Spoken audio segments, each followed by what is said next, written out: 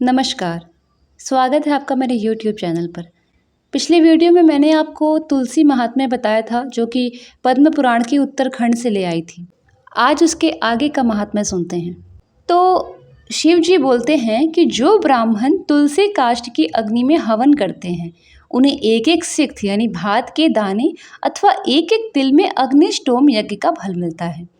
जो भगवान को तुलसी काष्ठ का धूप देता है, वह उसके फल स्वरूप 100 यज्ञानुष्ठान तथा 100 गोदान का पुण्य प्राप्त करता है। जो तुलसी की लकड़ी की आंच से भगवान का नैवेद्य तैयार करता है, उसका वह अन्न यदि थोड़ा सा भी भगवान केशव को अर्पण किया जाए तो वह मेरु के समान अन्नदान का फल देने वाला होता है। जो तुलसी काष्ठ की आग से भगवान के लिए दीपक जलाता है, उसे 10 करोड़ दीप दान का पुण्य प्राप्त होता है। इस लोक में पृथ्वी पर उसके समान वैष्णव दूसरा कोई दिखाई नहीं देता।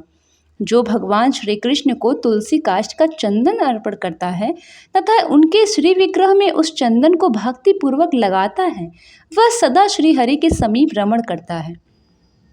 जो मनुष्य अपने अंग में तुलसी की कीचड़ लगाकर श्री विष्णु का पूजन करता है, उसे एक ही दिन में 100 दिनों के पूजन का पुण्य फल मिल जाता है। जो पितरों के पिंड में तुलसी दल मिलाकर दान करता है, उसके दिए हुए एक दिन के पिंड से पितरों को 100 वर्षों तक तृप्ति बनी रहती है। तुलसी की जड़ की मिट्टी से द्वारा विशेष रूप से स्नान करना चाहिए। इससे जब तक वह मिट्टी शरीर में लगी रहती है, तब तक स्नान करने वाले पुरुष को तीर्थ स्नान का फल मिलता है। जो तुलसी की नई मंजरी से भगवान की पूजा करता है, उसे नाना प्रकार के पुष्पों द्वारा किए हुए पूजन का फल प्राप्त होता है। जब तक सूर्य और चंद्रमा है, तब तक वह उसका पुण्य भोगता है। जिस घर में तुलसी वृक्ष का बगीचा है, उसके दर्शन और स्पर्श से भी ब्रह्मा हत्या आदि सारे पाप नष्ट हो जाते हैं। नारद, जहाँ तुलसी का समुदाय पड़ा हो, वहाँ किया हुआ पिंडदान आदि पितरों के लिए अक्षय होता है। तुलसी की जड़ में ब्रह्मा, मध्य भाग में भगवान जनार्दन तथा मंजरी में श्री रुद्रदेव का निवास है। इसी से वह पावन मानी गई है।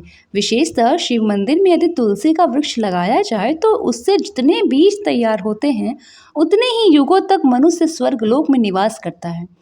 जो पावन श्राद्ध के अवसर पर श्रावण मास में तथा संक्रांति के दिन तुलसी का पौधा लगाता है, उसके लिए वह अत्यंत पुण्यदायिनी होती है। जो प्रतिदिन तुलसी दल से भगवान की पूजन करता है, यदि दरिद्र भी हो तो धनवान हो जाता है। तुलसी की मूर्ति संपूर्ण सिद्धियां प्रदान करने वाली होती है।